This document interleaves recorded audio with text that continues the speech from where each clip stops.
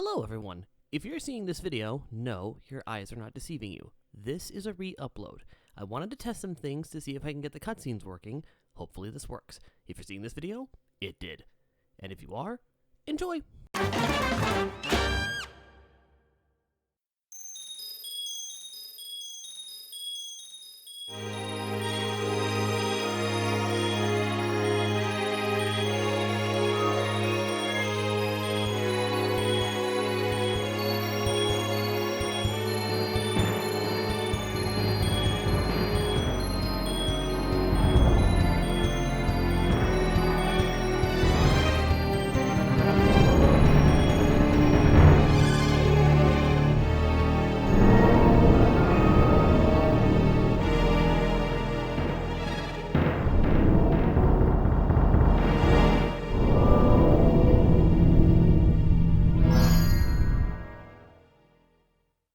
Hello everyone, and welcome to Kyzer and the Voices. I am Kyzer Akron, the host of the Voices, and welcome to Kirby 64, The Crystal Shards. This game is special to me. This is one of the first games I ever truly completed 100%. It's also a game that is very much a part of my childhood. I love this game. This was my introduction to Kirby as well as to side-scrollers. I absolutely adore this game. So much so that I am going to make sure that this game gets the 100% treatment. I'm going to get all the shards in this game. And, as an added bonus, I will be including little tidbits on how to collect them if you yourself want to play this. Now, the game is readily available to you thanks to the Nintendo Switch's expansion pass with Nintendo Switch Online. So, hunting down a physical copy is not a necessity, though if you happen to have it, definitely play it. Now, with that in mind, let's start a new file, and let's begin. Yes, we know how to use the copy ability, so...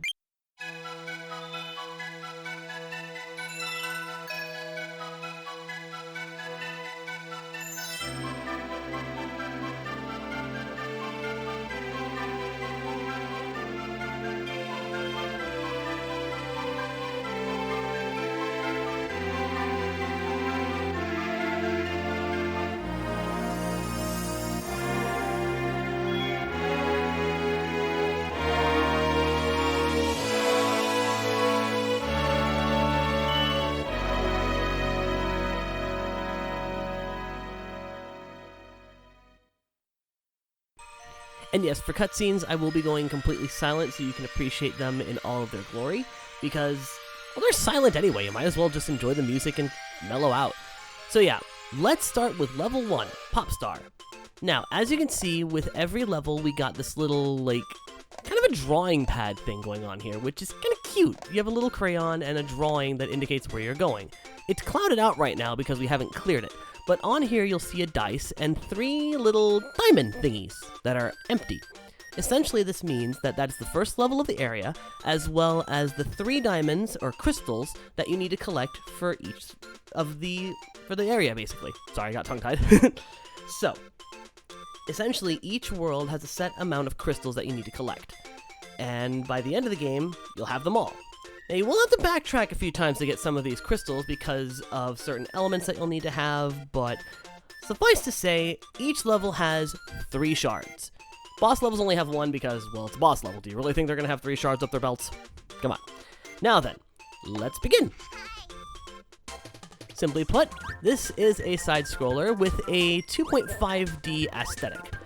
And if you've played any Kirby game, you know the drill. Suck them up, spit them out. If they got powers, swallow them. Like so. Currently, I'm using fire to turn to a comet.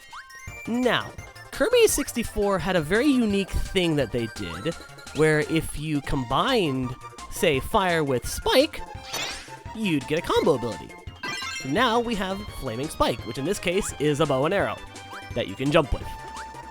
Because that's how that works. So yeah, essentially, you had the ability to combine elements in this game. For example, I currently have Cutter, which sends a boomerang across the room. In this case, Kirby's face, because that's how logic works. But if I were to combine it with, say, fire, for instance. Now, I have a flaming halberd sword that I can throw as a projectile and swing with a mighty heft. This is the one thing I absolutely adore about this game, is the combo ability of the powers, because you can come up with some really creative stuff. For instance, Spike and Cutter creates Jawmouth, which you can then use to damage from the sides and enemies up above. It's a very convenient ability, and your enemies don't even expect it when you go like that. It's a bit morbid, I must say, but is what it is. Another thing that this game did that I haven't seen any other Kirby game do is if you take enemies out when you absorb them, like when you suck them up, you can actually take them out and do this. Sometimes enemies will do some unique things, like these guys will actually float for a bit. And then when you throw them, they fly. I don't know, it's just an interesting thing. Like, this game did a lot of unique things. And here is Crystal Shard number 1. It's literally in the open, just grab it. That's it. Easiest shard to collect in the entire game. Literally the easiest. You don't gotta worry about a damn thing. Now then, we go into this cabin, and here we have a mini-boss. Mini-bosses are typically very easy, because all you have to do is just hit them with either the enemies that the level spawns for you, or with the power that you have at your disposal. So, nothing too glamorous to worry about there. So yeah. Also, if you're wondering, can you combine the same ability together? Yes, you freaking can! Double Cutter! So, remember how I tossed Kirby's head, essentially? Or part of his head? Now it has spikes and it's twice its size. Because that's how that works! So, yeah. I will be trying to demonstrate all of the different, abilities that you can combo with. Keyword being try, because it's hard to keep track of the ones you have and haven't used. Speaking of which, bomb time! Yes, you can throw bombs. That seems fairly obvious. Now, the next crystal shard is right over here. That black platform needs to be bombed with a bomb in order to achieve it. So that's 2. Now, this brings up a very important thing that will come into play very much throughout the game. If you see a colored platform, or colored platforms in general, typically that means there is a crystal shard behind them. The only way to get through them is to have the corresponding elemental power that goes to that platform.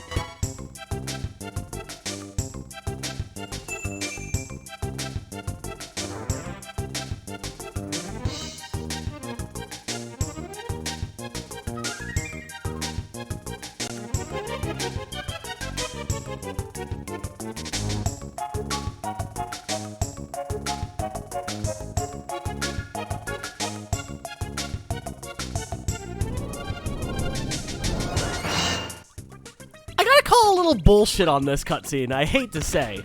Like, it's adorable and creepy in its own right, but it's such BS. Because how the hell does a waddle turn into one of those one-eye things by a freaking dark matter possessing it? That makes no sense to me. So yeah, essentially now you gotta fight one of these one-eyed guys. That is a possessed waddle, essentially. And it'll charge and do its thing and get dizzy. And that's how you get Crystal Shard 3.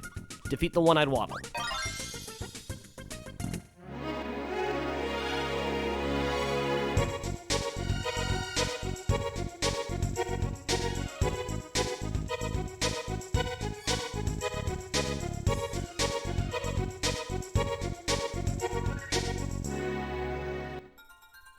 And at the end of each stage, you get this little jumping minigame, where you can either collect food, one-ups, or those mystery cards. What are the mystery cards, you may ask? Well, I don't know, because I missed one. Okay, well, actually, what they are enemy cards, which you can collect to view the different enemies and how they look and animate throughout the game. This includes bosses, so be sure to check them out. Now, as you saw, levels are kinda short. So, essentially, we could beat a whole series of levels in one episode, but we're not gonna do that, because why get through everything quickly? We can take our time and have fun. It's a Kirby game, for goodness sake. Which reminds me, next level! And now that we saved Waddle, he is now part of the screen as well. So, nice to have a little buddy with us, along with our little fairy companion. Oh, one of the best abilities in this game. Cutter and Bomb. Why? Ninja Star. Kaboom.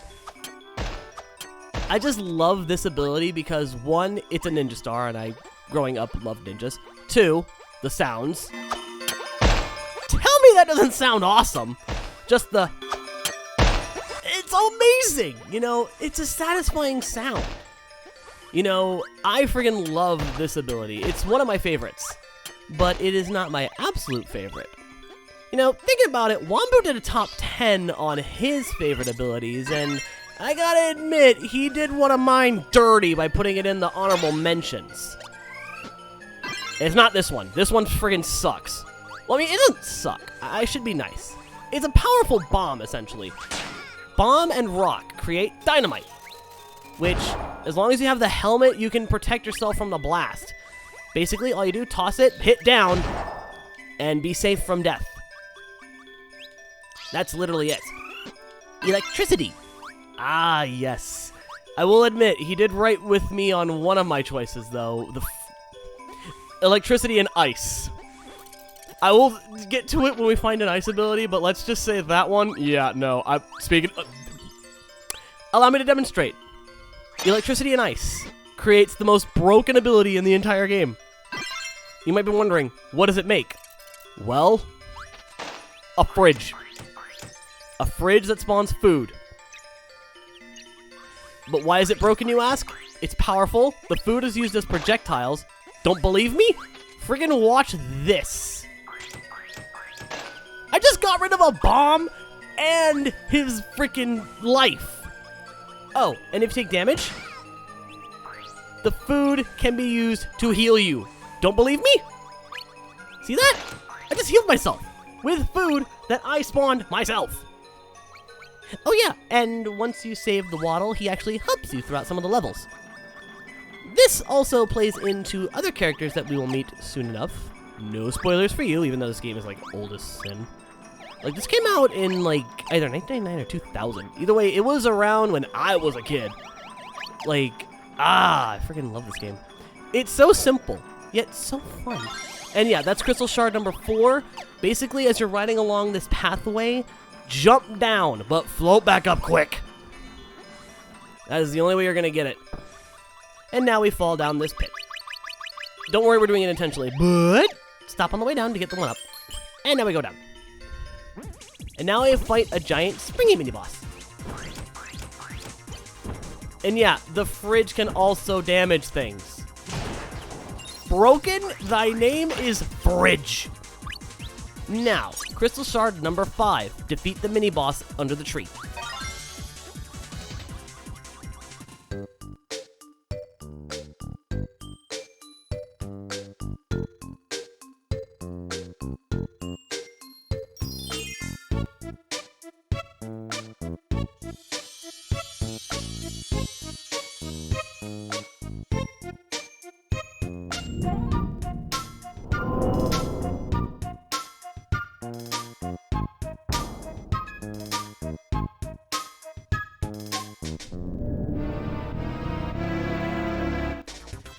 Okay, everyone, meet Adeline the Painter, the next boss that we have to face. Her paintings come to life. The dark matter in this case just made her drawings more evil-based than, you know, nice things. So every enemy she paints is based off of an enemy in Kirby in some way. Except for that, because I don't know what that is. And no, I did not edit this in any way with the censor. That's literally just how she drew it. Now, the dark matter possessing her literally just makes her drawings evil. That's pretty much it. But she basically has multiple phases where she summons different things. Like now she has summoned a little ice dragon thingy, which I believe is from Kirby 3. Like the third one on the SNES. I cannot confirm that. Do not at me, I'm not a Kirby expert. I just love this game. Basically just grab the ice and boop, it's gone. And now we fight a dark matter. That's literally what that is. It is a dark matter painting. Now we just wait for it to drop its projectiles after it does its little saunter, its little, like, whoosh thing.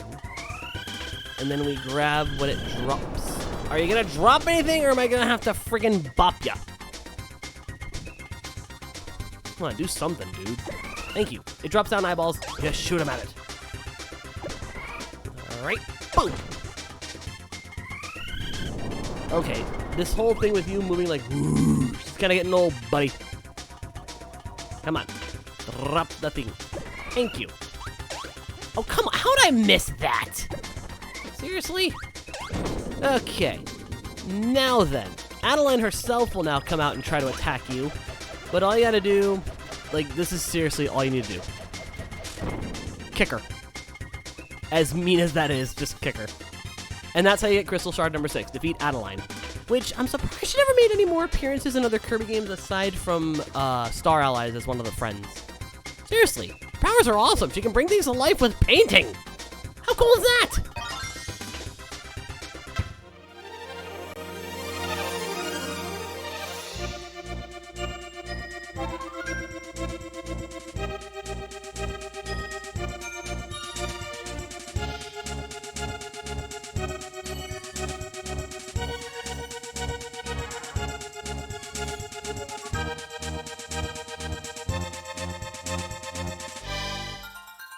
Okay, let's see if I can get one of these cards now. There we go. Nice. So yeah, essentially each of those cards allows you to get a freaking enemy on the archives. So yeah, that's where we're going to end it for now, because 2 levels, 6 shards, I think we're doing good. So tune in next time as we finish off Popstar and move on to the next area. And don't worry, these 2 episodes are the only ones that are going to be super cutscene heavy. After that, it's mostly just gameplay. So till then, thank you also very much for watching. If you enjoyed this, please leave a like and a comment in the boxes below, letting me know your favorite moments from this episode. Also be sure to subscribe, hit the notification bell, make sure all notifications are turned on. That way you know when I am making my way through the Star of Pop. Also share this video around. Your continued viewership and support is greatly appreciated. And of course, a very special thanks to the Tier 2 and Tier 3 Patreon supporters. Those being Cinemagun Reviews, Aaron Lena, Firefly Dragon, Grimmy Leon, Hitsu Yona Kurodento, Honor Higgins, iShipit88, Jesse Barbo 6, Jesse Alvarez, Mighty Chlorophyte, Nagi Oki, Seth Ryan Dodson, Sonic Star 12, Sonic Star 21, Wyme 2021, Timid Recluse, Bossmaker, D-Wolf 1414, Elena Bonbon, Kylie Childs, Michaela Donnelly, Princess Funnybone, Ruby the Wolf, Solar Fox MC, and Panda475. If you'd like to support the Patreon family, as well as get videos 24 hours in advance, exclusive Let's Plays, and a chance to use Let's Play for this channel, check the link in the description below to our Patreon. And with that said, this is Kyzer, and I'll be seeing you all next time. Bye-bye!